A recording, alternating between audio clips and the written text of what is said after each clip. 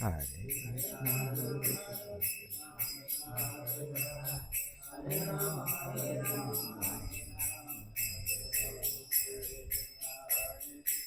Krishna Krishna, Hare Hare, Hare Rama, Hare Rama, Rama Rama, Hare Krishna, Hare Krishna, Krishna Krishna, Hare Hare, Hare Rama, Rama Rama, Hare Hare. हरिनाम संकीर्तन की जय, श्रीमद् भागवतम की जय।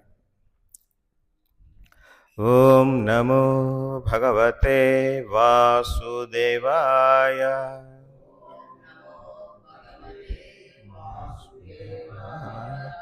ओम नमो भगवते वासुदेवाय।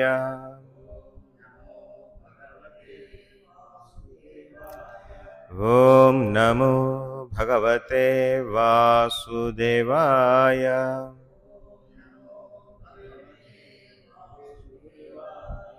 హరే కృష్ణ. ఈరోజు మనము శ్రీమద్ భాగవతంలోని చతుర్థ స్కందములోని 3వ అధ్యాయము 10వ శ్లోకం చదువుతున్నాము. ముందుగా పదపాఠం. తత్ర స్వశ్రూః మే నను భర్తృసంహితాః మాతృస్వశ్రూః క్లిన్నధియం చ మాతరం ద్రక్ష్యే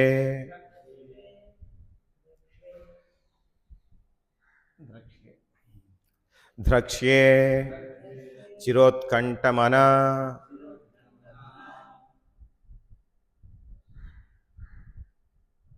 చిర ఉత్కంఠమనాః మహర్షిభిః ఉన్నీయమానం చ మృఢ అధ్వర ధ్వజం. తత్ర స్వశ్రూర్మేనను భర్తృసంహితా, ఊర్మేనను భర్తృసంహితా, తత్ర స్వశ్రూర్మేనను భర్తృసంహితా, మాతృస్వశ్రూః క్లిన్నధియం చ మాతరం.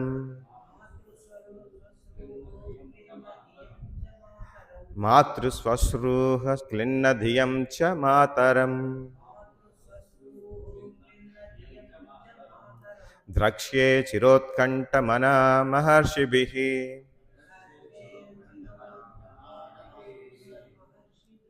ఉన్నీయమానం చ మృడాధ్వరధ్వజం. తత్ర స్వశ్రూర్మేనను భర్తృసంహితా, మాతృస్వశ్రూః క్లిన్నధియం చ మాతరం. ద్రక్ష్యే చిరోత్కంఠమనా మహర్షిభిః. ఉన్నీయమానం చ మృడాధ్వరధ్వజం. మానం చ తత్ర స్వశ్రూర్మేనను భర్తృసంహితా, మాతృస్వశ్రూః క్లిన్నధియం చ మాతరం. ద్రక్ష్యే చిరోత్కంఠమనా మహర్షిభిః. ఉన్నీయమానం చ మృడాధ్వరధ్వజం.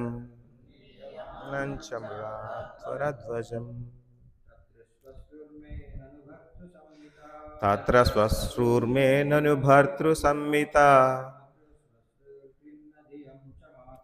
మాతృస్వశ్రూః క్లిన్నధియం చ మాతరం.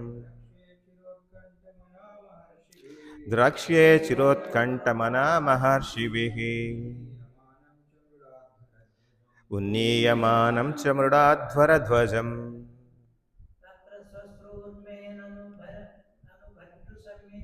తత్ర స్వశ్రూర్మేనను భర్తృసంహితా.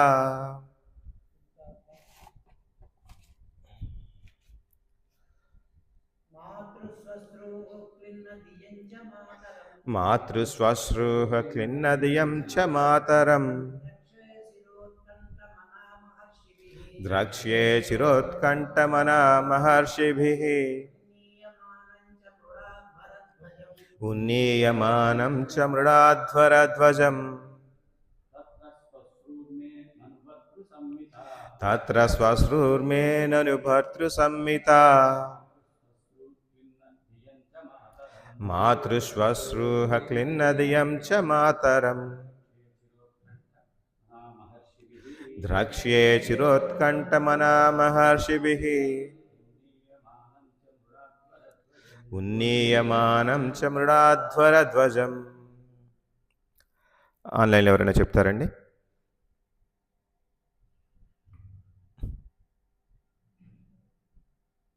వినిపిస్తుంది కదా? ఆన్లైన్లో ఉన్నవారు ఎవరైనా కన్ఫర్మ్ చేయండి.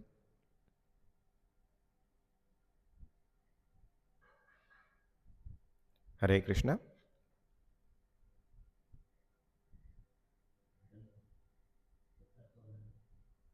ఓకే. పదవిచ్ఛేదం. తత్ర అచ్చట శ్వశ్రూః సోదరీగణము మే నా యొక్క నను నిక్కముగా భర్తృసంహితాః తమ భర్తలతో పాటు మాతృశ్వశ్రూః నా తల్లి సోదరీగణము క్లిన్నధియం ప్రియులగు చ మరియు మాతరం తల్లి ద్రక్ష్యే నేను గాంచగలను చిర ఉత్కంఠమనాః బహుకాలము నుండి ఉత్కంఠతో ఉన్నందున మహర్షిభిః మహర్షులచే ఉన్నీయమానం ఎగురవేసిన చ మరియు మృడ ఓ శివ అధ్వర యజ్ఞము ధ్వజం ధ్వజములు. భాష్యము మరియు అనువాదము చెప్పిన శిలాప్రభుపాదులు వారి శిలాప్రభుపాదులకు జయము జయము. నా సోదరీగణము నా తల్లి సోదరీజనము తమ భర్తలతో పాటుగను ఇతర ప్రియ బంధువులతో పాటుగను అచ్చట సమాహితులై ఉండవచ్చును. నేను అచ్చటికి ఏగినచో వారందరినీ చూడగలుగుదును. రెపరెపలాడు ధ్వజములను మహర్షులచే చేయబడు యజ్ఞమును నేను తిలకించగలను. హే నాథ, ఈ కారణములచే నేను అచ్చటికేగా పరమోత్సాహముతో ఉన్నాను. భాష్యము. పూర్వము తెలుపబడినట్లు మా మామ అల్లుండ్ర నడుమ వైరము దీర్ఘకాలము నుండి నెలకొని ఉండెను. ఆ కారణముచే సతీదేవి బహుకాలము నుండి తండ్రి గృహమున కేగలేదు. కనుకనే ఆమె తన తండ్రి గృహమున కేగ పరమోత్కంఠత కలిగి ఉండెను. ముఖ్యముగా సోదరీగణము వారి భర్తలు మరియు తల్లి సోదరీగణము ఆ సందర్భమున అచ్చట సమాహితులవుదురు కనుక ఆమె పరమోత్సాహమును కూడి ఉండెను. స్త్రీ సహజముగా ఆమె తన సోదరీగణముతో సమానముగా అలంకృతయై భర్తను గూడి చనుగౌరెను. ఆమె ఒంటరిగా ఏమాత్రము పోగోరలేదు. హరే కృష్ణ. నమో విష్ణుపాదాయ కృష్ణ ప్రేష్టాయ భూతలే శ్రీమతి భక్తి వికాస స్వామినితి నామిని. నమో విష్ణుపాదాయ కృష్ణ ప్రేష్టాయ భూతలే శ్రీమతి భక్తి వేదాంత స్వామినితి నామిని. నమస్తే సారస్వతే దేవే గౌరవాణి ప్రచారిణి నిర్విశేష శూన్యవాది పాశ్చాత్య దేశతారిణి. జయ శ్రీకృష్ణ చైతన్య ప్రభు నిత్యానంద శ్రీ అద్వైత గదాధర శ్రీవాసాది గౌరభక్త బృంద. హరే కృష్ణ కృష్ణ కృష్ణ హరే హరే, హరే రామ రామ రామ హరే హరే. మనం ఇది ఈ యొక్క అధ్యాయం పేరు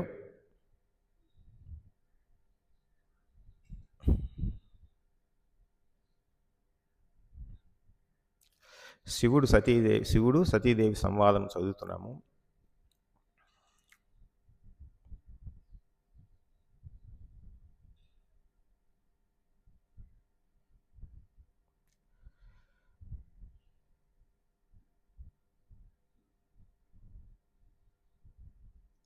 దీంట్లో సతీదేవి చెప్తుంది ఈ విధంగా: నా సోదరీగణము నా తల్లి సోదరీజనము తమ భర్తలతో పాటుగాను ఇతర ప్రియ బంధువులతో పాటుగాను అచ్చట సమాహితులై ఉండవచ్చును. నేను అచ్చడికి ఏగినచో వారందరినీ చూడగలుగుదును. రెపరెపలాడు ధ్వజములను మహర్షులచే చేయబడు యజ్ఞమును నేను తిలకించగలను. హే నాథ, ఈ కారణముచే నేను అచ్చడికి ఏగ పరమోత్సాహంతోనున్నాను. ఇది సతీదేవి శివునితో చెప్తున్నట్టు మాటలు అనమాట. మనం చూసాం ఇంతకుముందు అధ్యాయంలో సతీదేవి పూర్వ అధ్యాయంలో దీనికన్నా ముందర ఉన్నటువంటి 2 అధ్యాయాల ముందర ఉన్నటువంటి అధ్యాయంలో తెలుసుకున్నాం. సతీదేవి తన దేహత్యాగం చేసిందని చెప్పేసి. దక్షుడు చేసేటటువంటి ఒక యజ్ఞంలో సతీదేవి దేహత్యాగం చేసిందని చెప్పేసి తెలుసుకున్నాం. అప్పుడు విదురుడు అడుగుతాడు ఎవరిని? మైత్రేయుని. దీనికి గల కారణం ఏమి అని అడిగితే అప్పుడు చెప్తారన్నమాట. ఇప్పుడు దక్షుడు చేసేటటువంటి యజ్ఞములో బ్రహ్మదేవుడు, శివుడుతో సహా అందరూ దేవతలు కూడా వచ్చి ఉన్నారు ఆ సభకి, ఆ యజ్ఞ సభకి. ఆ సమయంలో అందరూ కూడా దక్షుని ఆగమనాన్ని సంతోషిస్తూ అందరూ కూడా గౌరవప్రదంగా లేచి నిలబడి గౌరవించారు. అదే సమయంలో బ్రహ్మదేవుడు, శివుడు కూడా అదే సభలో ఉన్నప్పటికీ వారు ఇరువురు నిల్చొని గౌరవించలేదు అని చెప్పేసి దక్షుడు అనుకున్నాడు. అక్కడ బ్రహ్మదేవుడు తండ్రి కాబట్టి అతనితో ఏమీ ఇబ్బంది రాలేదు ఎవరికి, దక్షుడికి. అతని అహంభావం ఏమీ కూడా దెబ్బతినలేదు. ఒకవేళ బ్రహ్మదేవుడు లేచి నిలబడకుండా అతన్ని అగౌరవపరిచినట్టుగా అనుకోలేదు ఎవరు, దక్షుడు. అదే శివుడు కూడా అదే పరిస్థితిలో నిలబడలేదు కాబట్టి దక్షుడు చాలా అహంభావం దెబ్బతిన్నది. శివుడు ఏమవుతాడు? అల్లుడు అవుతాడు ఒకవైపు నుంచి. ఒకవైపు నుంచి అతడు సాంఘికంగాను భౌతికంగా అతను ఉన్నతంగా కనిపించడు చాలామందికి.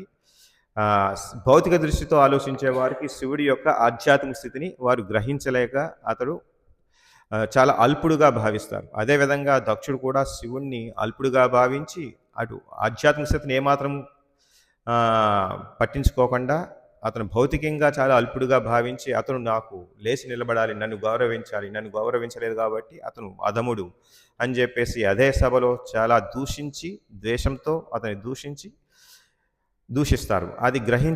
అది ఆ విధంగా దూషించినప్పుడు ఎవరు మాట్లాడకుండా ఉండటం చూసి నందీశ్వరుడు, ఎవరైతే శివుని భక్తుడు నందీశ్వరుడు అది గ్రహించి వీళ్ళందరూ కూడా దక్షుని ఆ భావంతో ఏకీభవిస్తున్నారేమో అని చెప్పేసి గ్రహించి అతను శాపం పెట్టడము, అది చూసి మళ్ళీ ప్రతిశాపాలు తీసుకోవడం ఈ విధంగా జరుగుతుంది. ఆ విధంగా సభ అంతా కూడా జరుగుతుంది. చివరికి ఆ యజ్ఞం అలా కొనసాగిస్తారని చెప్పేసి చెప్తున్నారు. అప్పుడు శివుడు ఆ యొక్క సభాస్థలం నుంచి వైదొలుగుతాడు. అలాగే దక్షుడు కూడా వెళ్ళిపోతాడు అహంకారంతో. శివుడు మాత్రం ఏం చేయటంటే ఇటువంటి పరిస్థితుల్లో ఇక్కడ ఉండటం మంచిది కాదు, ఇక్కడ దోషాలు జరుగుతుంది, వైష్ణవ నింద జరుగుతుంది, ఇక్కడ ఈ యొక్క సాంగత్యం మంచిది కాదని చెప్పేసి శివుడు భావించి అక్కడి నుంచి ఇది చాలా విపరీత పరిణామాలకు వెళ్తుంది ఈ సభ అని చెప్పేసి, వైష్ణవ దోషం జరుగుతుంది కాబట్టి విపరీత పరిణామాలు పొందుతుందని చెప్పేసి భావించి శివుడు అక్కడి నుంచి వైదొలుగుతాడు. దక్షుడు అహంభావంతో అతను వైదొలుగుతాడు. నా మాట చెప్పినట్టు వినట్లేదు, నాకు కావాల్సిన వారు రాలేదు ఇంట్లో అని చెప్పేసి అనుకుని ఆయన వైదొలుగుతాడు. ఈ విధంగా జరుగుతుంది. అప్పుడు ఈ యొక్క అంటే అక్కడ ప్రశ్న ఎందుకు వీరిద్దరికి వైరం వచ్చింది అనేది మనకి క్లియర్గా అర్థమవుతుంది. ఏ విధంగా దక్షుడు వైరాన్ని పొందుతున్నాడు, ద్వేషాన్ని పొందుతున్నాడు, ఏ విధంగా దూషిస్తున్నాడు అనేది తెలిసిన తర్వాత సతీదేవి ఆ యజ్ఞానికి వెళ్ళటము, అక్కడ శివుడు లేకపోవటము, అతను సతీదేవి ఎందుకు దేహత్యాగం చేయాల్సి వచ్చింది అనేది కూడా మనం గ్రహించుతున్నాం. అది ఈ యొక్క శ్లోకాల్లో మనకు అర్థమవుతుంది. ఇక్కడ ఇంకొక ఉద్దేశం ఏంటంటే ఇక్కడ చాలా కాలం వరకు వీరి ఇద్దరి మధ్యన వైరం కొనసాగించిందని చెప్పేసి ఎక్కువగా మనకు తెలుస్తుంది. చాలా కాలం వరకు అప్పటికీ కూడా దక్షుడు తన వైరాన్ని విరమించకుండా ఇంకా ప్రతీకారం తీర్చుకోవడానికో లేకపోతే ఇంకా దానికి ఆ పగ ఈర్ష్య చల్లారగా అతను శివుని ఆహ్వానించకుండానే ఇంకొక యజ్ఞం చేయడం మొదలుపెట్టాడు. మొదలుపెడితే శివుడిని ఆహ్వానించలేదు. దీన్ని బట్టి మనకు అర్థమవుతుంది శివుని త్రిమూర్తుల్లో ఒకరైన శివుని ఆహ్వానించకుండా అతను యజ్ఞం చేస్తున్నాడంటే అది చాలా అశాస్త్రీయంగా ఉంది, అంటే శాస్త్రోక్తంగా లేదు, శాస్త్ర విధిగా లేదు. అది రాక్షసులు నిర్వహించేటటువంటిది, అమానికంగా ప్రమాణం లేనటువంటి ఒక యజ్ఞంగా భావింపబడింది. ఇక్కడ అటువంటి యజ్ఞానికి వీళ్ళందరూ కూడా దేవతలందరూ కూడా వెళ్తున్నారు. ఇది సతీదేవి చూస్తుంది. ఆకాశంలో దేవతలందరూ కూడా విమానాల్లో వెళ్తూ తన భార్య బిడ్డలతో పాటు దేవతలందరూ కూడా ఆనందంగా ఆహ్లాదకరంగా ఉంటూ విమానాల్లో ఆకాశ మార్గాన్ని వెళ్తుంటే ఈవిడికి చూసి అందరూ ఎక్కడికి వెళ్తున్నారనగానే తన తండ్రి దక్షుడు యజ్ఞం మొదలుపెట్టాడని చెప్పేసి అక్కడికి వీళ్ళందరూ కూడా కుటుంబ సమేతంగా వెళ్తున్నారని చెప్పేసి చూసి తను కూడా ఆనందంగా ఉంది. తన తండ్రి యజ్ఞం మొదలుపెట్టడం అని తర్వాత వెళ్దారని చెప్పేసి శివుణ్ణి ఈ విధంగా అడుగుతుంది. నాథా, నేను నా సోదరీగణమంతా వెళ్తున్నారు, నేను చూస్తున్నాను, వాళ్ళందరూ కూడా ఆకాశ మార్గంలో వెళ్తున్నారు, విమానంలో సోదరీగణమంతా వెళ్తున్నారు, అక్కడికి వెళితే మహర్షులందరూ కూడా ధ్వజాలు కట్టి యజ్ఞం జరిపిస్తుంటారు. ఆ యజ్ఞాలు చూడాలనిపిస్తుంది. అక్కడికి నా సోదరీగణంతో పాటు వారి వారి భర్తలతో పాటు వస్తారు. అలాగే నా తల్లి సోదరీగణం కూడా వస్తారు అక్కడ. నా కుటుంబ సభ్యులందరూ వస్తారు. అటువంటి కుటుంబ సభ్యులు వచ్చే చోటకి నేను వెళ్ళకపోతే నాకు ఏదో వెలితిగా ఉంది. నేను వెళ్ళాలి అని ఒక భావోద్వేగానికి గురవుతుంది. ఎవరు? సతీదేవి.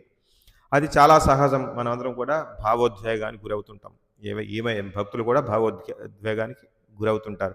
అదేవిధంగా తన కుటుంబం అంటే తన సాక్షాత్తు తండ్రి ఇటువంటి యజ్ఞం చేస్తుండగా తనకి ఆహ్వానం రాలేదని కానీ, లేకపోతే నేను వెళ్ళకూడదని కానీ, లేకపోతే శివునికి దక్షిణకి మధ్య వైరం ఉంది, ఇటువంటి సందర్భంలో నేను ఆహ్వానం లేకుంటే వెళితే మంచిది కాదని చెప్పేసి ఏమాత్రం ఆలోచించకుండా తనేమనిపిస్తుంది, తన కుటుంబంతో ఉన్నటువంటి బాంధవ్యం వల్ల మోహం చెంది ఆ విధంగా వెళ్ళాలని తన తర్కం ఈ విధంగా తర్కించుకుంటుంది అన్నమాట.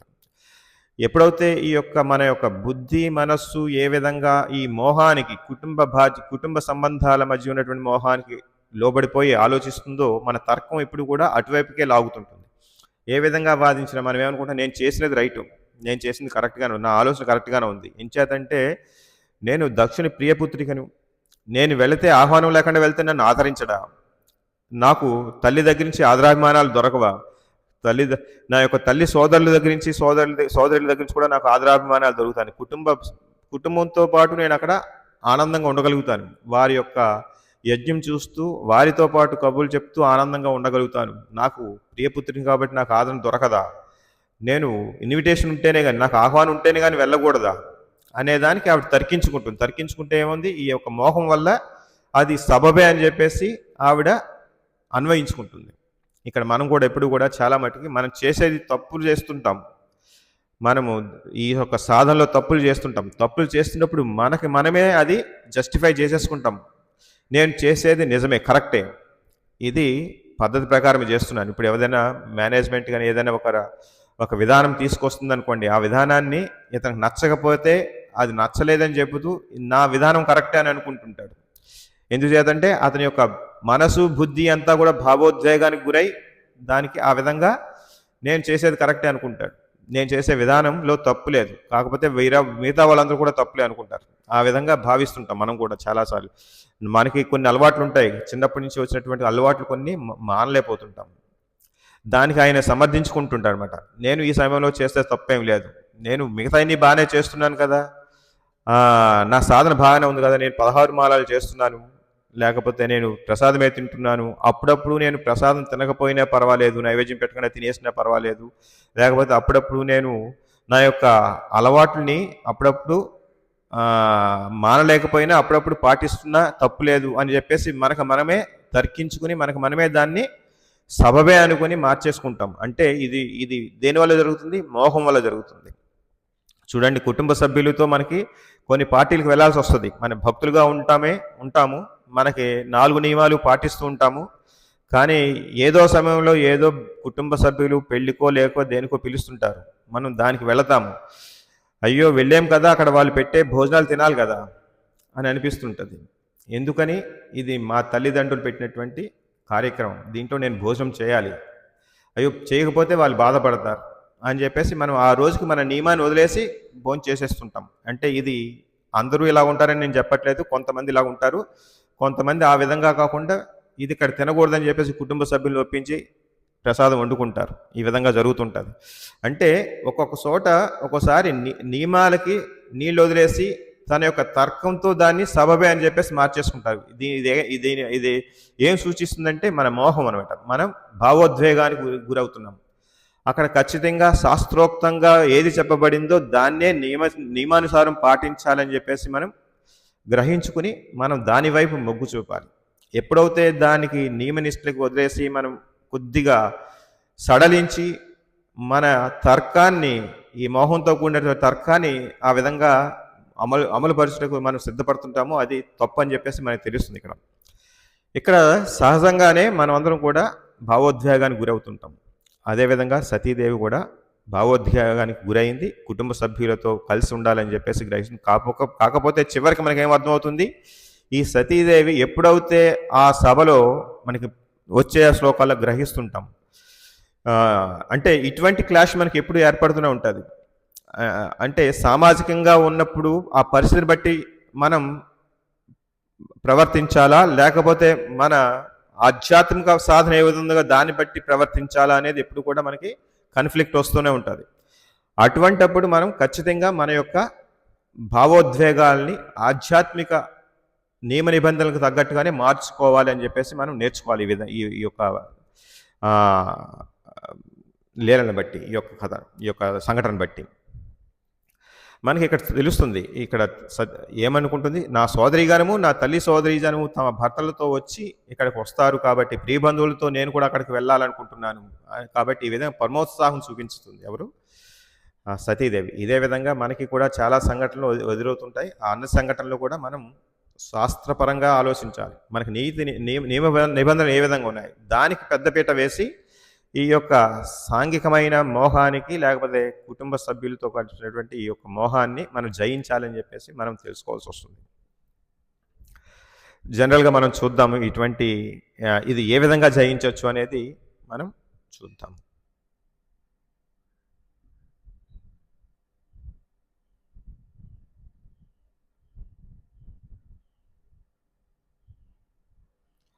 ఇక్కడ సతీదేవి అనుకుంటుంది, అక్కడ వాళ్ళ చెల్లెళ్ళు లేకపోతే సోదరిగణం అంతా వెళ్తున్నారని చెప్పేసి, వారి వారి భర్తలతో వెళ్తున్నారని చెప్పేసి చాలామంది బంధువులు వస్తారు. వారిని చాలా కాలం నుంచి నేను చూడలేదు, వెళ్ళి చూడాలి అనిపిస్తుంటుంది. ఇటువంటి సామాజిక మన కుటుంబపరమైన ఏదైనా కార్యక్రమం చేస్తే మనం కూడా వెళ్ళాల్సి వస్తుంది, వెళ్ళాలనిపిస్తుంది. కానీ అక్కడ ఎంతవరకు మనం అక్కడ మన ప్రెజెన్స్ వేసుకుని అక్కడ మనకి ఏ విధంగా సాధనకి విరుద్ధంగా ఉంటుందో అవన్నీ వదిలేసి అక్కడ అటెండెన్స్ వేసుకున్నామా లేదా అనేటట్టుగా ఉండి మనం వచ్చేయడం జరగాలి. ఆ విధంగా ఉండాలి, మనం ఉండగలగాలి.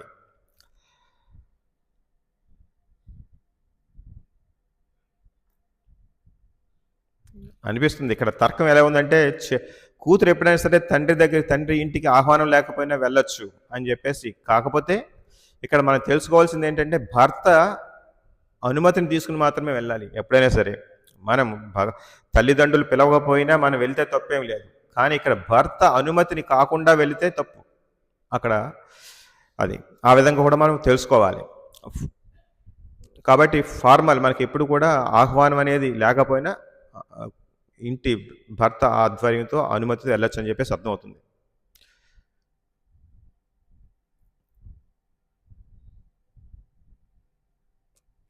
ఇక్కడ కూడా మనకు అర్థమవుతుంది, ఎదుటివారు మనకి చూడండి ఆనందంగా వెళ్తున్నారు, అలాగనగానే మనం కూడా అది అనుభవించాలనిపిస్తుంది. చూడండి మనకి ఎదురుగుండా సాంఘికంగా భౌతికంగా మనకి మన ఫ్రెండ్స్ కానీ బంధువులు కానీ వాళ్ళు కాళ్ళు కొనుక్కోవడం లేకపోతే భోగించడం, వారు ఈ యొక్క భౌతిక ప్రపంచాన్ని భోగించడానికి చాలామంది రెడీగా ఉంటారు, అందరూ భోగిస్తున్నారు. అది చూసి మనం మన యొక్క మనసు చలించకూడదు. మన యొక్క బుద్ధి ఏమాత్రం సడలించకుండా చలించకుండా ఉండటం మనం సాధన చేయాలి.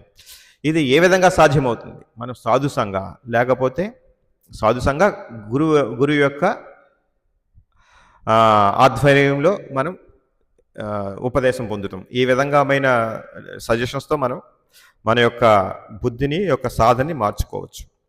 ఎదుటివారు మనం చూస్తుంటాం, ఎదుటివారు మన ఫ్రెండ్స్ కానీ మన క్లాస్మేట్స్, మనతో పాటు కొలీగ్స్, వీళ్ళందరూ ఏ విధంగా ఉంటారంటే భోగించడం చూస్తుంటాం. వారందరినీ చూసి మనకి కూడా మనసు చలించడం సహజం. కానీ ఈ యొక్క ఎప్పుడైతే మనసు చలిస్తుందో మనకి దాన్ని మనం మరల్చుకోవాలి. ఈ యొక్క భావాల్ని, ఈ యొక్క భావోద్వేగాన్ని ఆధ్యాత్మికంగా భగవంతుని సేవలోకి ఏ విధంగా మలుచుకోవాలనేది మనం గ్రహిస్తాం వచ్చే తర్వాత క్లాస్లో.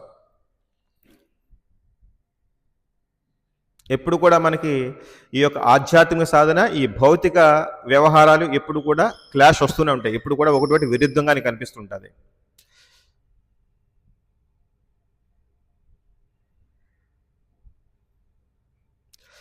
ఇటువంటి సందర్భం వచ్చినప్పుడల్లా ఖచ్చితంగా మన మనస్సు ఏం చేస్తుంది, చాలా కన్విన్సింగ్గా చెప్తుంటుంది, నేను చేసేది తప్పు కాదు, నేను చేయొచ్చు, ఒక్కసారే చేస్తున్నాను కదా, పిలిచింది నా తల్లిదండ్రులే కదా, నేను చేసేది మన ఇంతకుముందు అలవాట్లు ఉన్నటువంటివి చేస్తున్నాను కదా, తప్పు కాదులే, ఇవి ఒక్కసారి చేస్తే తప్పేం కాదు.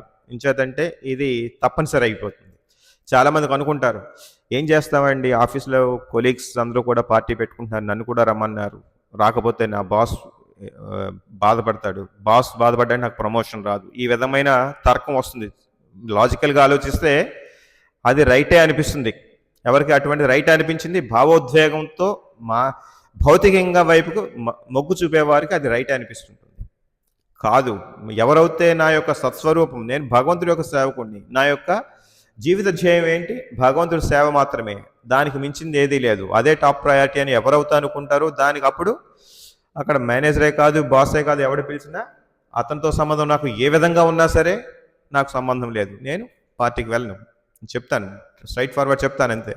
నేను ఈరోజు పార్టీకి, మన టీం మీటింగ్కి రాను, టీం పార్టీకి రాను, లేకపోతే ఈరోజు మన అపార్ట్మెంట్లో జరిగేటటువంటి బర్త్డే పార్టీకి నేను రాలేను. ఏం చేద్దంటే అది మనం చెప్పగలగాలి. అయ్యో బర్త్డే పార్టీ, అపార్ట్మెంట్లో బర్త్డే పార్టీ జరుగుతుంది, వెళ్ళకపోతే వారి నైబర్స్ ఏమనుకుంటారు? అటువంటప్పుడు తర్కంతో మనం ఏం చేస్తాం? అటువైపుకి వెళ్ళిపోతుంటుంది. అయ్యో మనం ఇక్కడ ఇంకో 15 సంవత్సరాలు 20 సంవత్సరాలు వీళ్ళతో బతకాలి, మన జీవితాంతం ఈ అపార్ట్మెంట్లో బతకాలి, అయ్యో వారు పిలిచినప్పుడు మనం వెళ్ళకపోతే ఎలాగా అని చెప్పేసి మనం భావోద్వేగంతో అప్పుడు తప్పుడు డెసిషన్ తీసుకున్నాం అనుకోండి, చేయించుకున్నాం అనుకోండి, అప్పుడు మనకి ఖచ్చితంగా మన ఆధ్యాత్మిక సాధన కుంటుపడుతుంది. ఏం చేద్దాం? అక్కడికి వెళ్ళాక ఎటువంటి మాటలు వస్తుంటాయి?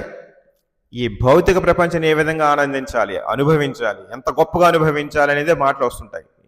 నువ్వేమి ఫ్లాట్లు ఎన్నుకున్నావు, కార్లు ఎన్నుకున్నావు, ఏం ఫ్లాట్ ఎక్కడ ఉంది, లేకపోతే చీరలు ఎక్కడ దొరుకుతున్నాయి, లేకపోతే ఆభరణాలు ఎక్కడ, గోల్డ్ రేట్ ఎంత, స్టాక్ మార్కెట్ ఎలా జరుగుతుంది, ఇవే మాటలు వస్తుంటాయి. అక్కడికి వెళ్ళాక అయ్యో వీడి దగ్గరికి వెళ్ళామే, పక్కన నైబర్ కూర్చున్నాడు, ఫ్రెండ్ కూర్చున్నాడు, మనం అవి మాట్లాడకపోతే ఎలాగా? మళ్ళీ తర్కించుకుంటే మనకి అది సబబే అనిపిస్తుంటుంది. అంటే దీని అర్థం ఏంటి? ఎప్పుడైతే ఒకటి సబబాన్ని అటువైపుకి వెళ్ళామంటే ఇంకా చాలా చేయాల్సి వస్తుంటుంది. అదేదో మొదట్లోనే ఆ బాస్తోనో లేకపోతే ఇక్కడ కుటుంబ సభ్యులతోనే ముందరే నిర్ధారించుకోవాలి. ఇది అందరికీ సాధ్యమవుతుందని, అందరికీ ఒకే విధంగా ఉంటుందని చెప్పట్లేదు, కానీ మన యొక్క స్టెప్స్ ఆ విధంగా ఉండాలి. మనం చేసే మాటలు కానీ, అక్కడ సంభాషణ కానీ, లేకపోతే అప్పుడు ఎవరికి వారి పరిస్థితిని బట్టి, ఈ అందరికీ ఒకే విధంగా ఉండదు కాబట్టి పరిస్థితిని బట్టి మీరు ఎప్పుడు కూడా ఇటువైపుకి మొగ్గు చూపే విధంగా మీ యొక్క ఆలోచనలు మారాలని చెప్పి చెప్తున్నాను. ఈ విధంగా మీ యొక్క భావోద్వేగాన్ని, అంటే మీ భావాల్ని, ఆలోచనల్ని అన్నిటి కూడా కృష్ణ భక్తి సేవకై ఉంచే విధంగా మరల్చుకోవాలని చెప్పి చెప్తున్నాను. ఇక్కడ మనం సతీదేవి చూస్తున్నట్టయితే ఆవిడ గొప్ప భక్తురాలే, దాంట్లో సందిగ్ధం ఏమీ లేదు. కాకపోతే ఆవిడ ఈ యొక్క కుటుంబం మీద ఉన్నటువంటి భావోద్వేగం, అంటే ఆ యొక్క ఆసక్తితోటి ఆవిడ యొక్క బుద్ధి కానీ, జ్ఞానం కానీ, మనస్సు కానీ ఆవరింపబడి, యొక్క మోహంతో ఆవరింపబడి కొద్దిగా అటువైపు మరలిందని చెప్పేసి అర్థం చేసుకో. కాకపోతే ఎప్పుడైతే శివునికి గౌరభంగం జరుగుతుందో అప్పుడు వెంటనే ఆవిడ సహించలేకపోయింది. అప్పుడు ఆవిడ ఏం చేస్తుంది? దక్షించినటువంటి దక్షిణ ద్వారా కలిగినటువంటి ఆ శరీరం నాకు వద్దని చెప్పేసి ఆవిడ దేహత్యాగం చేస్తుంది. కాబట్టి ఆవిడ మనం ఏమాత్రం సందిగ్ధపరచక్కలేదు, అనుమానపడక్కలేదు. కాకపోతే ఇది సహజం ప్రతి ఒక్కరికి కూడా, మన ఆత్మలకి ఎప్పుడు కూడా ఈ యొక్క భావోద్వేగం ఉంటుంది. లవ్, ఎఫెక్షన్, ఇటువంటివన్నీ కూడా ప్రేమతో కూడినటువంటి ఆసక్తి అన్నీ కూడా ఉంటాయి. అవి మనం సహజంగానే ఉంటుంది. దాన్ని తప్పించుకోవడానికి అది మనం సప్రెస్ చేయకూడదు, దాన్ని ఆపివేయడం కాదు, వాటిని ఖచ్చితంగా భగవంతుడి సేవలోకి మార్చడానికి మనం చేయగలగాలి. మన యొక్క పూర్తి భావాల్ని, పూర్తి ఆలోచనల్ని అన్నిటి కూడా భగవంతుడి వైపు తిప్పడానికి ఎప్పటికప్పుడు ఏ పాయింట్ కాపాడి, ఏ నిమిషంలో ఏ సంఘటనకైనా ఆ సంఘటనకు సందర్భంగా మనం భగవంతుడి వైపు మరల్చుకోవాలని చెప్పేసి చెప్తున్నారు. అది కూడా చూద్దాం.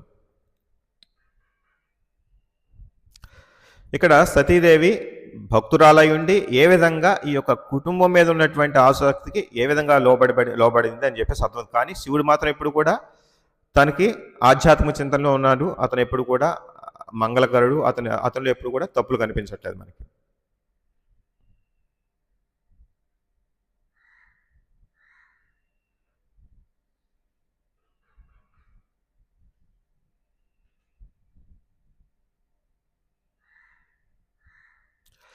జనరల్గా భావం అంటే ఏంటి? మనకి ఏంటి? దీంట్లో ప్రేమతో కూడిన సంబంధం ఉంటుంది. అలాగే ప్రేమ, ఆప్యాయతలు, లేకపోతే దయతో కూడినటువంటిది, లేకపోతే కృతజ్ఞతాభావంగా కొన్ని ఉంటాయి. అలాగా ఇటువంటి భావాలు ఉంటాయి. కృతజ్ఞతాపూర్వకంగా చేయాల్సి వస్తుంది కొన్నిసార్లు తప్పనిసరిగా. ఎవరో పిలిచారు, మనకి చాలా మంచి చేస్తుంటాడు, మంచి స్నేహితుడు, మనకి ఎప్పుడు కూడా ఆదుకుంటాడు. అటువంటి వారితో ఇటువంటి సంబంధం ఏర్పడింది అనుకోండి, ఇటువంటి సందర్భం ఏర్పడింది అనుకోండి, అతను పిలుస్తాడు, మా ఇంటికి రావాలిరా నువ్వు అంటాడు, వెళ్తాము. వెళ్తే మనకి నైవేద్యం, మనకి ప్రసాదం దొరకదు అక్కడ.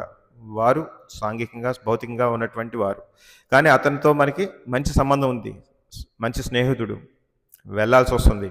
కానీ కాకపోతే తెలియపరచాలి, ఒరే ఇదిరా మా పరిస్థితి, మేము ఇటువంటి సాధనలో చేయాలనుకుంటున్నాం, కాబట్టి ఈ విధంగా ఎదగాలంటే ఇటువంటి వాటికి మేము దూరంగా ఉండాలి అని చెప్పి నచ్చజెప్పాలి. నచ్చజెప్పితే వాళ్ళు ఏమంటారంటే, అల్తే నువ్వు రే ఇక్కడ నైవేద్యం ఇక్కడే పెట్టేసి నువ్వు తినేచ్చు కదా అంటారు. వీళ్ళు అలాగే చెప్తుంటారు. ఉదిగా ఇప్పుడు రెడీగా ఉంది, ప్లేట్లో పెట్టి భగవంతుని నైవేద్యం పెట్టేసి నువ్వు కూడా తీసుకోవచ్చు, తప్పేం లేదని చెప్పేసి మిమ్మల్ని మైమరిపిస్తుంటారు. ఇంచేతంటే వాడి బాధ్యత ప్రకారం వాడు మనల్ని అతిథిగా మనం గౌరవించాలి కాబట్టి, భోజనం చేయకుండా రాలేం కాబట్టి అతను ఇలా మాట్లాడుతుంటాడు. కాకపోతే మనం చెప్పాల్సింది ఏంటంటే, దానికి ఒక పద్ధతి ఉంది, వండే విధానం ఇలా ఉంటుంది, ఎవరు వండాలి, ఎటువంటి విధానంగా వండాలి, శుచిగా ఉండాలి, అప్పుడు మాత్రమే నైవేద్యం పెడతాం, భగవంతుడికి నైవేద్యం పెట్టాలి, తులసి దళంతో పాటు నైవేద్యం అర్పించాలి, అటువంటిది ప్రసాదం మాత్రం మేము తినగలుగుతాం, మేము అన్నీ తినలేము ఇలాగా అని చెప్పేసి నచ్చజెప్పడానికి ట్రై చేయాలి. ఇది అంత సులభంగా ఉంటుందని కూడా నేను చెప్పట్లేదు, అందరికీ కూడా అర్థం చేసుకుంటారని చెప్పలేను. కాకపోతే ఇది ఈ విధంగా మనం ట్రై చేయాలి, మనం పూర్తిగా వారిని కన్విన్స్ చేయడానికి ట్రై చేయాలి. లేకపోతే ముందే చెప్పాలి, మనకి ఇటువంటి పరిస్థితులు చాలాసార్లు ఎదురవుతుంటాయి, నేను వస్తాను కానీ నన్ను ప్రసాదం తినాలని ఇటువంటి కానీ, లేకపోతే అక్కడ ఎక్కువసేపు ఉండాలని ఇటువంటి, నన్ను బలవంతం పెట్టద్దు, వస్తాను రా ఊరినే కలిసి వచ్చేస్తాను, లేకపోతే అంత కార్యక్రమం అయిపోయాక ఈ రోజు రేపు కలుస్తాను రా, నీకు ఈ సందర్భంగా రాలేకపోతున్నాను నేను, ఈ విధంగా చెప్పి మనం ఎప్పుడు కూడా ఈ యొక్క ఆధ్యాత్మిక నిష్టకే మనం ఎక్కువ ప్రాధాన్యత ఇవ్వాలి. ఈ విధంగా మన యొక్క సంబంధ బాంధవ్యాలని తెంచుకోకుండా, అవసరమైతే తెంచుకోవాల్సి కూడా వస్తుంది, మనకు ఇంకా కొద్ది కఠినంగా ఉందనుకోండి, ఎప్పటికీ వెనకపోతే తెంచుకోవడం, ఇది ఏ విధంగా కూడా న్యూనమైంది కాదు, అన్ని విధాలుగా ఉన్నతమైంది. ఆ విధంగా మనం చాలా చూసుకున్నాం. చాలాసార్లు బలి చక్రవర్తి కూడా మనకి చెప్పారు, తన గురువు చెప్పినటువంటి ఆదేశాన్ని కూడా వదిలేశారు ఆయన. మనం ఇంతకుముందు చర్చించుకున్నాం ఆ విషయాలన్నీ. కాబట్టి ఈ విధంగా భౌతికమైనటువంటి బాంధవ్యాలు మనకు చెప్తారు, భగవంతుడు సర్వధర్మాన్ని పరిత్యజ అంటారు. ఆ విధంగా ఇటువంటి ధర్మాలని ఒక్కోసారి అయ్యో తప్పుగా ఉందే అనిపిస్తుంటుంది, కానీ మన యొక్క ఆధ్యాత్మిక సాధన కోసం అటువంటి వాటిని అన్నింటినీ కొద్దిగా తిరస్కరించినా తప్పు లేదు, మనకి లాభమే కానీ నష్టమేమీ జరగదని చెప్పేసి మనం భగవంతుడు మనకి ఆశ్వాసం ఇస్తారు.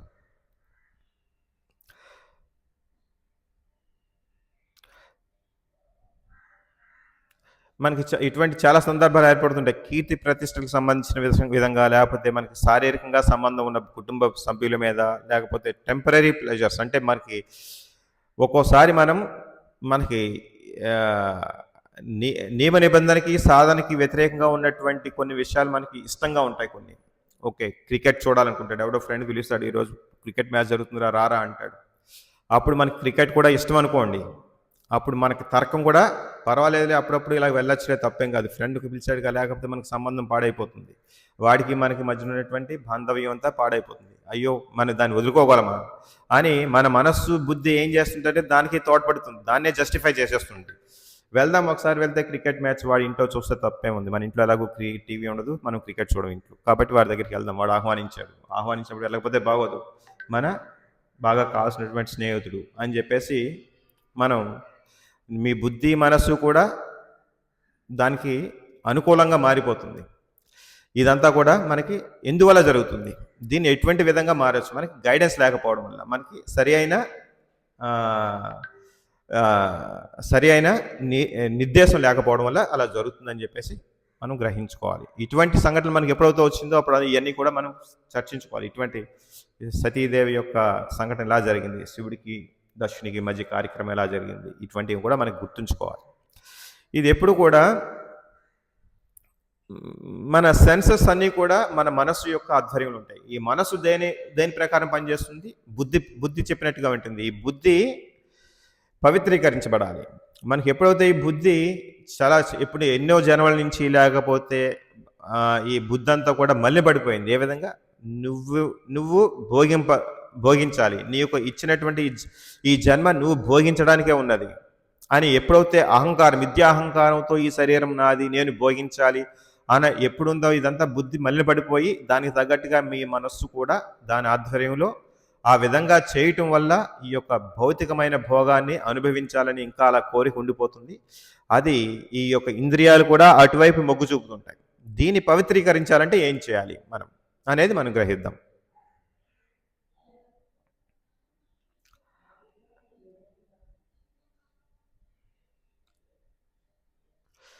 మనకి ఈ విధంగా చాలాసార్లు ఏర్పడుతుంటుంది. ఇప్పుడు చూసాం కదా! ప్రేమతో, ఆప్యాయతతో కూడినటువంటి కుటుంబ బాధ్యతలు, కుటుంబ బాంధవ్యాలు, అలాగే కోపం ఉంటుంది. ఒక్కోసారి మనకి చాలా శత్రువు ఉంటుంటాడు ఒక్కోసారి. ఇంతకుముందు పూర్వకాలంలో ఉన్నటువంటి, మనం ఎప్పుడూ భక్తులుగా మారకముందు ఉన్నటువంటి విషయాల్లో మనకు శత్రువులు ఉంటారు. వారి మీద ఎటువంటి విషయం వచ్చినా సరే ఈ యొక్క భక్తి సాధన వదిలేసి ఆ యొక్క కోపంతో ఆయన యొక్క అది తీర్చుకోవాలి, ఆ యొక్క పగ తీర్చుకోవాలని చెప్పేసి మనం ఒక్కోసారి భక్తి మార్గాన్ని విడిపోవచ్చు. అలాగే మనకి కోరికలు, తీరని కోరికలు ఉంటాయి, దానివల్ల ఫియర్, భయం వల్ల, ఇటువంటి భావోద్వేగాల వల్ల వచ్చినప్పుడు మనం ఏదో విధంగా మన యొక్క సాధనకి డీవియేట్ అవుతూ పక్కకు వచ్చి వీటి యొక్క భావోద్వేగాలకు గురై అటువైపు వెళ్ళిపోవడం జరుగుతుంటుంది. ఆ యొక్క దానితో ఆవరింపబడి మనం బయటకు వచ్చేయడం జరుగుతుంది. అటువంటి శ్రద్ధగా మనం కంట్రోల్ చేసుకోగలగాలి.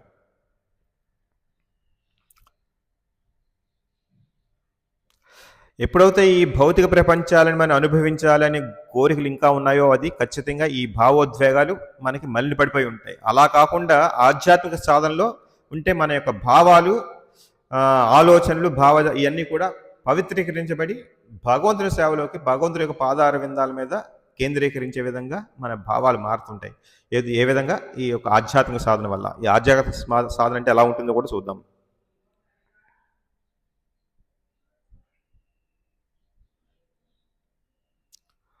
మనం చూడండి, కోపంతో ధ్రువ మహారాజు తన తల్లి, పినతల్లి అంటే పినతల్లి యొక్క వ్యవహారంతో ఆవిడ యొక్క కోపం వస్తుంది.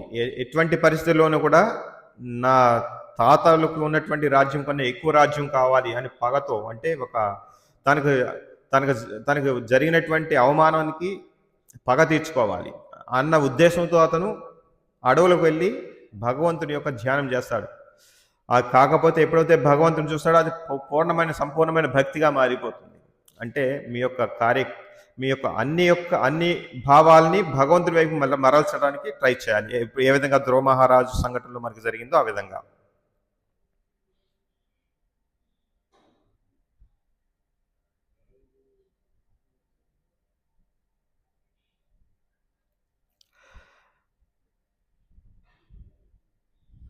ఎప్పుడైతే మన యొక్క భావాలు ఈ యొక్క భౌతిక భోగాలకి చుట్టూ ఉన్నటువంటి భావాలతో ఎప్పుడు ముడిపడుతుందో అది మనకి చాలా తికమక పడిపోతాం. మనం ఎప్పుడు ఏది రైటు, ఏది తప్పు, ఈ సమయంలో ఏ విధంగా మనం ప్రవర్తించాలనే విషయంలో చాలా కన్ఫ్యూజన్ ఏర్పడుతుంది, తికమక ఏర్పడుతుంది. అదే కనుక మీ యొక్క భావజాలాన్ని అంత భక్తితో ముడివేశారనుకోండి, అది మీ యొక్క ఉన్నతికి దారి తీస్తుందని చెప్పేసి చెప్తున్నారు. అంటే ఇక్కడ మనకు అర్థమవుతుంది ఏంటంటే ఈ యొక్క ఇటువంటి భావాలన్నిటి కూడా భక్తి వైపుకి మరల్చాలి అని చెప్పేసి చెప్తున్నారు. చూడండి, మనకి దీంట్లో శ్లోకం ఉంది మన భగవద్గీతలో.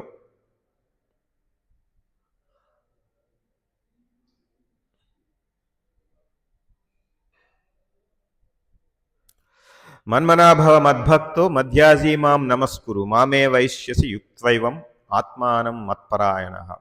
అంటే ఏంటి? నీ మనస్సును సదా నన్ను గూర్చిన చింతనలోనే నిమగ్నము చేయము, నా భక్తుడు కమ్ము, నాకు నమస్కరించుము, నన్ను పూజించుము, ఈ విధముగా నీవు నాయందే సంపూర్ణ మగ్నుడవై తప్పక నన్ను చేరుకుందు. భగవంతుడు ఎప్పుడు కూడా నన్నే నమస్కరించమంటున్నాడు, నన్నే ధ్యానించమంటున్నారు, నాకు నమస్కరించమంటున్నారు, అంటే నన్ను పూజించమంటున్నారు. అంటే మన యొక్క పూర్తి టార్గెట్ అంతా కూడా, జయం అంతా కూడా భగవంతుడే అయిపోవాలి అని చెప్పేసి మనకు భగవంతుడు చెప్తున్నారు. మనకి శ్రీకృష్ణునికి మరియు అతని దేహమునకు, అతని మనస్సుకు నడుమ ఎట్టి భేదం లేదు. భగవంతుడికి అతని యొక్క మనస్సు అంటే ఏంటి, అతని యొక్క ఏం కావాలనుకుంటున్నాడు, మనకి భగవద్గీత అతని మనస్సుతో సమానం. భగవంతుడు ఏమనుకుంటున్నాడు అదే మనకి భగవద్గీత రూపంలో చూపారు. ఆయన మనస్సుతో సమానం భగవద్గీత అంటే. అలాగా భగవంతుడి యొక్క దేహానికి, మనస్సుకి, భగవంతుడికి తేడా లేదు. శరీరం చూడండి, ఈ నామం ఉంది చూశారు, భగవంతుడి యొక్క హరినామం, కృష్ణనామం భగవంతుడితో సమానం అంటారు. భగవంతుడి యొక్క శబ్ద రూపమే కృష్ణ భగవాన్ నామం. భగవంతుడి యొక్క హరినామం అంతా కూడా కృష్ణ భగవాన్ యొక్క శబ్ద రూపమే అంటారు. అందుకనే మనకి శిక్షాష్టకంలో ఏం చెప్తారు మన చైతన్య మహాప్రభు? నామనామకారి బహుదా నిజ సర్వశక్తి సత్రార్పిత నియమిత స్మరణేన కాల ఏతాదృశీ తవ కృపా భగవన్ మమాపి దుర్దైవం దుర్దైవం ఈదృశమిహాజని నానురాగ. హే ప్రభు, నీ పవిత్రనామం ఒకటే జీవులకు సర్వాభీష్టములను వసగగలదు. కృష్ణ గోవింద అను అనేక నామములను కలిగిన నీవు ఆ దివ్య నామములందు నీ దివ్య శక్తులన్నింటినీ నింపి ఉన్నావు. అంటే భగవంతుడికి భగవంతుడి నామానికి తేడా లేదు. భగవంతుడికి ఎన్ని శక్తులు ఉంటాయో అన్ని శక్తులు భగవంతుడి నామంలో ఉన్నాయి.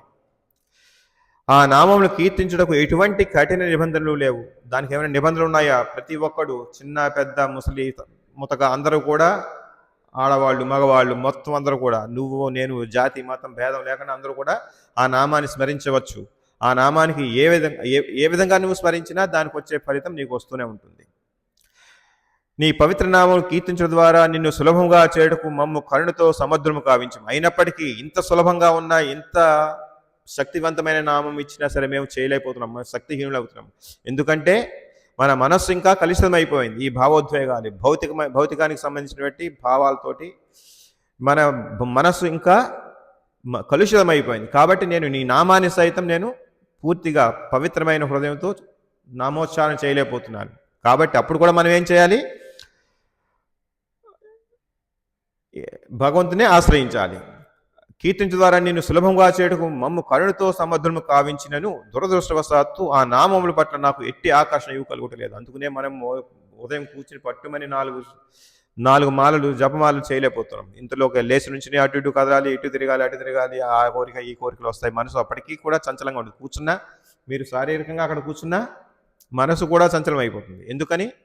మన యొక్క ఆలోచనలు, మనసు, బుద్ధి ఇంకా మలినంగానే ఉంది, పవిత్రీకరించబడాలి. ఈ పవిత్రీకరించాలంటే ఏం చేయాలి? సాధువుల సాంగత్యం కావాలి. మీరు ప్రతి విషయంలో శాస్త్రోక్తంగానే వ్యవహరించాలి అని చెప్పేసి చదువుతుంది.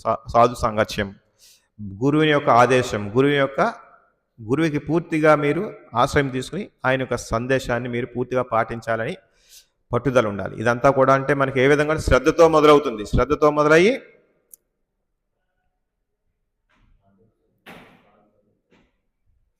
ఆదౌ శ్రద్ధ తత సాధు సంగోథ భజన క్రియ తతో అనర్థ నివృత్తి స్యాత్తతో నిష్ఠా రుచిస్తత అథాసక్తిస్తతో భావస్తత ప్రేమాభ్యుదంచతి సాధకానామాయం ప్రేమ్ణ ప్రాదుర్భావ భవేత్క్రమ. అంటే దీని అర్థం ఏంటంటే మనకి భక్తి రసామృత సింధులో చెప్పబడింది ఏమని? దేవాది దేవుని పట్ల శుద్ధ భక్తి ఏర్పడకు ప్రధానమైనది శ్రద్ధ అని చెప్పబడింది. శ్రద్ధ అంటే ఏంటి? భగవంతుని మీద కోరిక, అంటే ఈ యొక్క శాస్త్రాల మీద మనకి నమ్మకం. ఈ శాస్త్రాల మీద నమ్మకము, భగవంతుడు ఉన్నాడని, మనం యొక్క భగవంతుడి యొక్క సేవకులమని ఈ విషయం తెలిసి భగవంతుడి మీదకి శ్రద్ధ ఏర్పడాలి. శుద్ధ భక్తులతో కూడిన అనేక సంఘములు, సమాజములు కలవు. వారితో మనం సంబంధం ఏర్పరచుకోవాలి. ఏ స్వల్ప శ్రద్ధతోనైనా అట్టి సాధు సంఘము చేయుటను ఆరంభించినచో ఆ వ్యక్తి భగవత్ సేవ అనగా భజన క్రియ మార్గమున అత్యంత వేగముగా పురోగతిని సాధింపగలడు. శుద్ధ భక్తుల ప్రభావం అంత గొప్పది. ఎవరైనాను ఏ కొద్ది శ్రద్ధతో వారితో అనుబంధం పెట్టుకునేను భగవద్గీత, శ్రీమద్భాగవతం వంటి ప్రామాణిక గ్రంథము నుండి భగవంతుని గూర్చి విను అవకాశము వారికి లభించను. ఎప్పుడైతే శ్రద్ధ ఉంటుందో, ఎప్పుడైతే ఇటువంటి కార్యక్రమాలు జరిగినప్పుడు వాటిని హాజరయ్యి వారితో, అక్కడ ఉన్నటువంటి వారితో సాంగత్యం ఏర్పడుతున్నామో మనకి భగవంతుని యొక్క కథలు వినడానికి మీకు అనుకూలత కనిపిస్తుంది.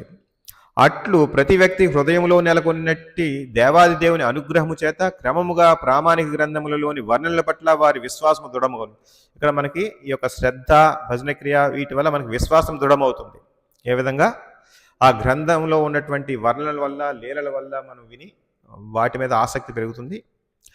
ఇది శుద్ధ భక్తులతో కూడి సాంగత్యంతో మొదటి దశ. రెండవ దశలో కొంత పరిణతి చెందిన వెంటనే సహజముగానే వారు భక్తి సూత్రములు అనుసరిస్తూ ఒక శుద్ధ భక్తుడిని తనకు ఆధ్యాత్మిక ఆచారంగా అంగీకరిస్తారు. ఎప్పుడైతే ఈ సాధన ఎలా జరుగుతుందో, ఎప్పుడైతే మనకి నమ్మకం ఏర్పడుతుందో, అకుంఠితమైన విశ్వాసం ఏర్పడుతుందో, అప్పుడు వీరిలో ఇటువంటి వైష్ణవుల్లో, భక్తుల్లో ఒకరిని మనకి గురువుగా స్వీకరిస్తారు. అలాగా అతని మార్గనిర్దేశంలో మరింత అధికముగా పురోగతి సాధింతురు. తరువాతి దశలో ఆధ్యాత్మిక ఆచార్యుని మార్గనిర్దేశంలో భక్తులు విధులను భజన క్రియ పాటిస్తూ అనవసరమైన ప్రవృత్తులన్నింటినీ నుండి విముక్తుడు.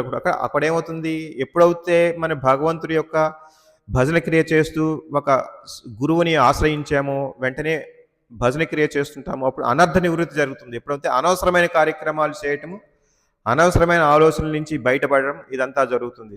అంటే ధర్మ విరుద్ధంగా శాస్త్రానికి విరుద్ధంగా చేసే కార్యక్రమాలని వదిలేయటం జరుగుతుంది. అంటే అనర్థ నివృత్తి జరుగుతుంది. అట్లు అనవసరమైన ప్రవృత్తుల నుండి విడివడినంతనే అతని శ్రద్ధ మరింత స్థిరమగును పొందుడు. అంటే ఎప్పుడైతే ఇటువంటి అనర్థ నివృత్తి జరుగుతుందో నిష్ఠ పెరుగుతుంది. ఈ నిష్ఠ ఏమాత్రం కూడా సడలింపబడింది. ఎప్పుడైతే ఈ నిష్ఠ పెరిగిందో మనకి భౌతికంగా ఎటువంటి కలతలు వచ్చినా, భౌతికంగా ఎటువంటి ప్రలోభానికి గురి కాబడినా వాటికి మనం తప్పించుకోగలుగుతాం. అంటే ఈ సాంఘికంగా చాలా ఆహ్వానాలు వస్తుంటాయి మనకి, మా ఇంటికి రండి, మా ఇంటికి రండి, మా కార్యక్రమానికి రండి అని చెప్పేసి. ఎటువంటి ఆహ్వానం వచ్చినా, ఎటువంటి ప్రలోభ కార్యక్రమాలు బయట మన భౌతికంగా ప్రపంచంలో కనిపించినా వాటికి లోబడకుండా మనం బయటపడాలంటే మనకు మంచి నిష్ఠ కావాలి. ఆ నిష్ఠ ఏ విధంగా వస్తుంది ఇప్పుడు చదువుకున్నాం. అలాగే ఆ నిష్ఠ వచ్చిన వెంటనే భగవత్ సేవలో దివ్యానందం చవి చూస్తారు. ఎప్పుడైతే నిష్ఠ వచ్చింది, నిష్ఠగా భక్తి సేవ చేస్తున్నారో వాటికి రుచి ఏర్పడుతుంది. అంటే రుచి అంటే ఇష్టత ఏర్పడుతుంది. ఇప్పటి వరకు మీకు ఎంతో కొంత ఇష్టం ఉన్నా సరే ఆ ఇష్టం అనేది ఒక్కోసారి సడలిస్తుంది. కానీ ఇప్పుడు ఏమవుతుంది, ఖచ్చితమైన ఆ భగవంతుని సేవలో ఉన్నటువంటి ఆనందం చూడండి. ఇప్పటి వరకు మా గురువు గారు చెప్పారనో లేకపోతే తోటి వాళ్ళు చేస్తున్నారని మనం ఇక్కడికి రెగ్యులర్గా మనం టెంపుల్కి వస్తుంటాము, టెంపుల్లో ఉన్నటువంటి సేవలు చేస్తుంటాము. కాకపోతే ఇప్పుడు ఇష్టంగా చేస్తాం, రుచితో మీ యొక్క ఆ ఆనందాన్ని అనుభవిస్తూ సేవ చేస్తుంటారు.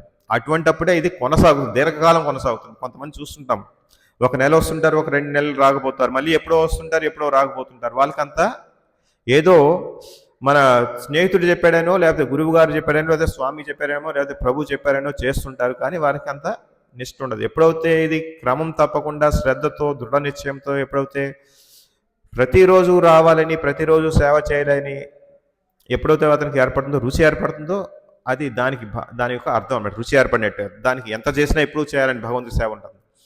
అలాగా దేవాది దేవుని పట్ల శుద్ధమైన ఆసక్తితో భావస్థితిని ఏర్పడుతుంది. అలా భావం వస్తుంది. అటువంటి భగవంతుడి మీద మంచి భావం ఏర్పడుతుంది. అంటే శుద్ధమైన ఆసక్తి అంటే దాంట్లో మళ్ళీ ఉండదు, అంతా పవిత్రీకరించబడింది. అంటే దాంట్లో ప్రతిఫలాపేక్ష లేకుండా, లేకపోతే నాకేం ఒరుగుతుంది, నాకేం వస్తుంది అనే ఆలోచన లేకుండా భగవంతుడి సేవ చేస్తారో వారు శుద్ధ భక్తితో చేసినట్టు అని చెప్పేసి మనకు అర్థమవుతుంది.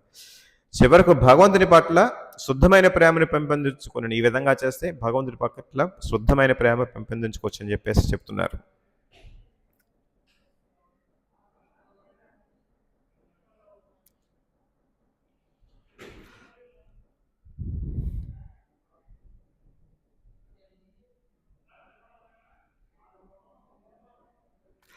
ఎప్పుడైతే మన యొక్క హృదయం, బుద్ధి, మనస్సు ఇవన్నీ కూడా భగవంతుడి యొక్క లీలను వినటం వల్ల, భగవంతుడి యొక్క కీర్తిని మనం కూడా కీర్తించడం వల్ల, భగవంతుడి కీర్తించడం వల్ల, భగవంతుడి యొక్క భక్తులతో సాంగత్యం ఉండటం వల్ల ఎప్పుడైతే ఉందో మన బుద్ధి, మనస్సు పవిత్రీకరింపబడిందో అటువంటప్పుడు మనకి ఇటువంటి ప్రలోభాలకి లోనవ్వకుండా బయటపడగలుగుతాం అని చెప్పేసి మనం చెప్పుకోవాలి.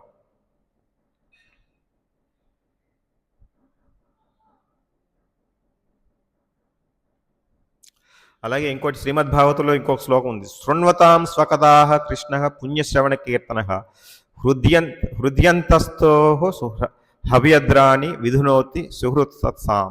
అంటే ఏంటంటే అర్థం, పరమాత్మగా సర్వజీవ హృదయములలో నిలిచిన వాడును శ్రద్ధావంతులైన భక్తుల శ్రేయోభిలాషియును అగు శ్రీకృష్ణ భగవానుడు చక్కగా శ్రవణ కీర్తనములు జరిగినప్పుడు పుణ్యప్రదములైన తన దివ్యలీలా కథల శ్రవణోత్సాహము పెంపొందించుకుని భక్తుని హృదయం నుండి భౌతిక సుఖాభిలాషను తొలగించి వేయబడింది. చూడండి, మన భౌతికమైన సుఖాభిలాషను తొలగించబడాలంటే ఏం చేయాలనేది ఇక్కడ ఖచ్చితంగా చెప్పారు. ఇది పరమాత్మగా మన అందరి హృదయంలో సర్వుల హృదయంలో ఉన్నాడు భగవంతుడు. పరమాత్మగా మనం భగవద్గీతలో చెప్పుకున్నాం, సర్వుల హృదయంలో భగవంతుడు ఉన్నాడని.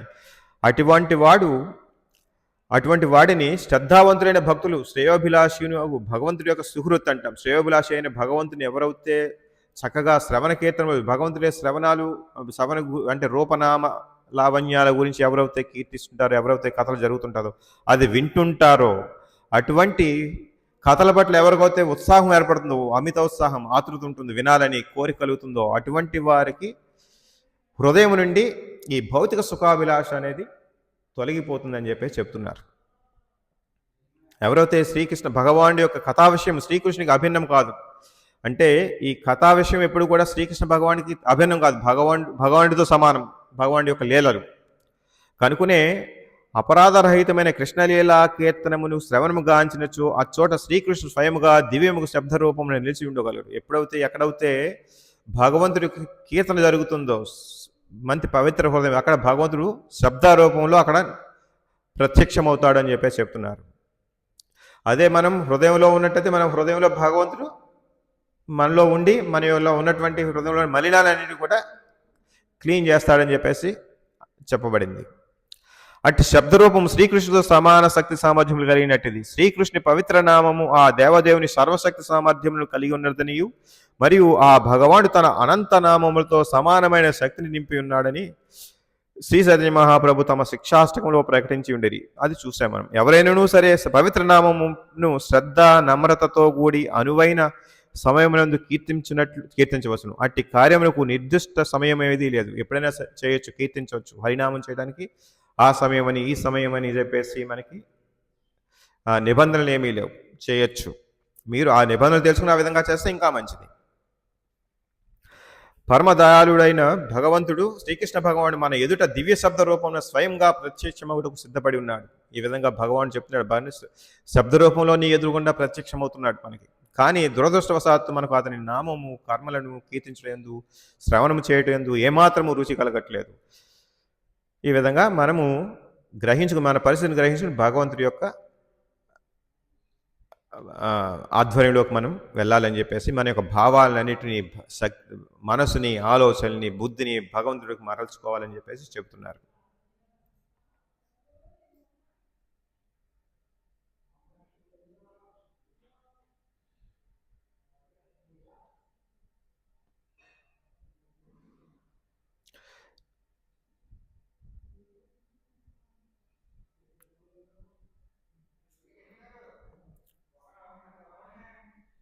ఎప్పుడైతే మనం కృష్ణ భక్తిలో సంపూర్ణంగా మంచి రుచితోటి, అంటే దాంట్లో ఆనందం ఉంటుంది, దాంట్లో ఎనలేని ఆనందం ఉంటుంది. అంటే మిగతా ఏ యొక్క భౌతిక కార్యక్రమాల వలన సరే, ఇంకో వేరే కార్యక్రమం వల్ల వచ్చినటువంటి ఆనందం కన్నా ఎక్కువ ఉంటుంది.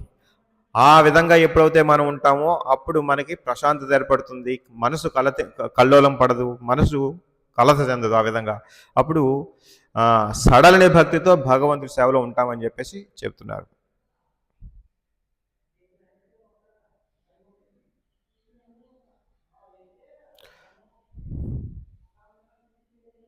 ఎప్పుడైతే ఈ భక్తి మనకి అనుసుకోలేనట్టి చాలా దృఢమైన కోరికల్ని కానీ, లేకపోతే దృఢమైన అలవాట్లు కానీ, చాలా మందికి చాలా దృఢమైన అలవాట్లు ఉంటాయి, మంచి చెడు అలవాట్లు. అటువంటి అలవాట్లను కూడా కంట్రోల్ చేసుకోవాలంటే కోరికలను కూడా మనం మార్చుకోవచ్చు వచ్చాడు. భక్తితో ఉన్నట్టయితే, భగవంతుడి సేవలో ఉన్నట్టయితే, భగవంతుడు ఖచ్చితంగా మీ హృదయంలో ఉన్నాడు కాబట్టి మీరు హృదయంలో ఉన్నటువంటి మాలిన్యాన్ని శుభ్రపరిచి ఆ విధంగా కలత లేకుండా చేస్తాడని చెప్పేసి ఇక్కడ భగవంతుడు భక్తుల సాధనతో, భక్తుల యొక్క సాంగత్యంలో ఉంటూ సాధన చేస్తూ మన ఆ విధంగా మన ఈ భావోద్వేగాలన్నిటి కూడా భగవంతుడి వైపు మరల్చుకోవచ్చు అని చెప్పేసి మనం గ్రహించుకోవాలి.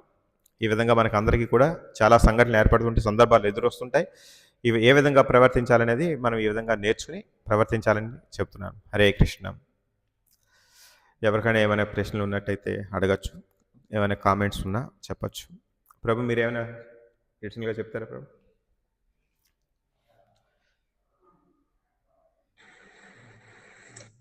హరే కృష్ణ ప్రభు. హరే కృష్ణ మాతాజీ చెప్పండి.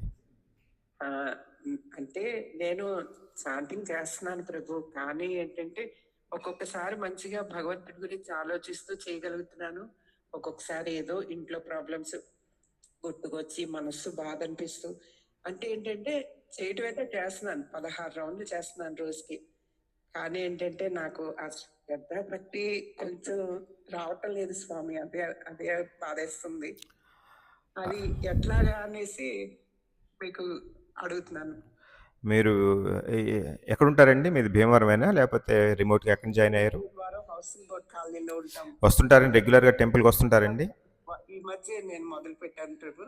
ఖచ్చితంగా ఏ విధంగా సాధు సాంగత్యం తీసుకుని ఇక్కడ మనకి మందిరంలో కూడా ఏదో సేవని మీకు చాలా పనులు ఉంటాయి, అయినప్పటికీ కేటాయించి ఈ యొక్క మీకు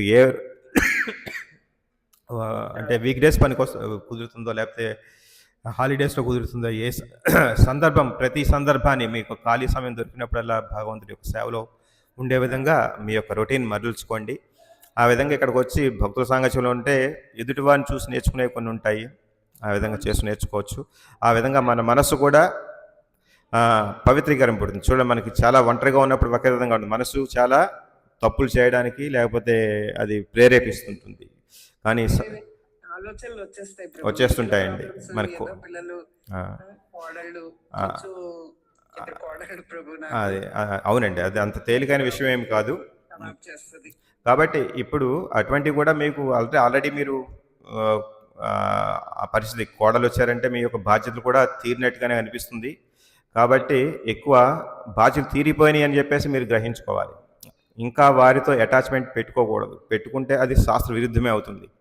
అంటే ఇప్పుడు మీ యొక్క భావాల్ని, ఉద్వేగాల్ని లేకపోతే సంబంధాలని మీరు తెంచుకోమని చెప్పట్లేదు. వాటిని ఎంతవరకు ఉంచాలో అంతవరకే ఉంచాలి. అంతేగాని వాటితో మోహపడి వాటి బంధాల్లోకి చిక్కుకోకూడదు.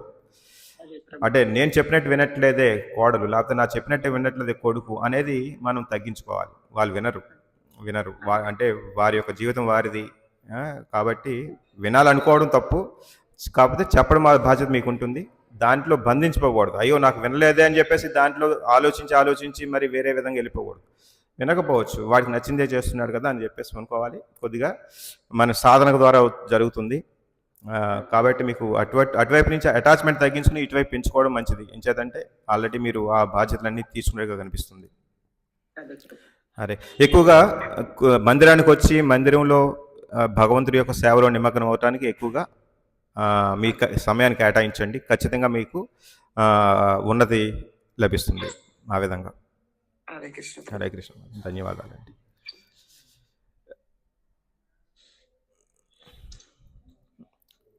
హరే కృష్ణ. ఇంకేమీ ప్రశ్న లేకపోతే హరే కృష్ణ ప్రభుజీ. పరగా చెప్పండి. ఓకే, ధన్యవాదాలు బాబు. హరే కృష్ణ. హరే కృష్ణ మాతాజీ. ఓకే, ప్రణామాలు మాతాజీ. ఏమైనా ప్రశ్న ఉందండి మీకు? ఏమైనా ప్రశ్న ఉందా? చెప్పండి. వెళ్తే అంటే నేను ఇప్పుడు ఇస్కాన్ కొత్తగా జాయిన్ అయ్యాను. అయితే కొంచెము అత్తమామ నుంచి ప్రాబ్లం వస్తుంది. ఓకే, ఏ ఊరండి మీది? ఏ ఊరు? అంటే ఐసీ వాళ్ళు తింటున్నాను, మామ వదిలేసి 5 సంవత్సరాలు అయిపోయింది. వాళ్ళగాళ్ళు కొంచెము అంటూ వచ్చారు. తర్వాత ఇప్పుడు అంటున్నాను వెళ్ళిపోతాము అంటున్నాను. అంటే ఐస్ తింటే మీరు ఉంటాము, లేదంటే వెళ్ళిపోతాము అంటున్నాను. ఏం తింటేని? అంటే ఐస్ మేము వదిలేసి 5 సంవత్సరాలు అయింది. అంటే ఊరగాలు ఉంటున్నాం, మేము ఒలగా అయిపోయింటాము, మేము వదిలేసాము ఒలగా అయిపోమన్నా. తర్వాత వాళ్ళు మళ్ళీ వచ్చాను మా దగ్గరికి. వచ్చిన తర్వాత కొన్నాళ్ళు ఉంటుంది. తర్వాత అంటున్నారు అంటే మీరు ఐస్ తింటే మేము మీ దగ్గర ఉంటాము, లేదంటే మేము ఉండము అంటున్నారు. ఓకే మాతాజీ, సర్లేండి. అంటే ఇది మీకు అంటే మీ కుటుంబం గురించి కొద్దిగా అంటే కుటుంబానికి ప్రత్యేకించి స్పెసిఫిక్గా ఉన్నట్టుంది. మళ్ళీ ఫోన్ చేయండి. మన వంశీకృష్ణ ప్రభు నెంబర్ ఉందా? ఫోన్ నెంబర్ మీ దగ్గర?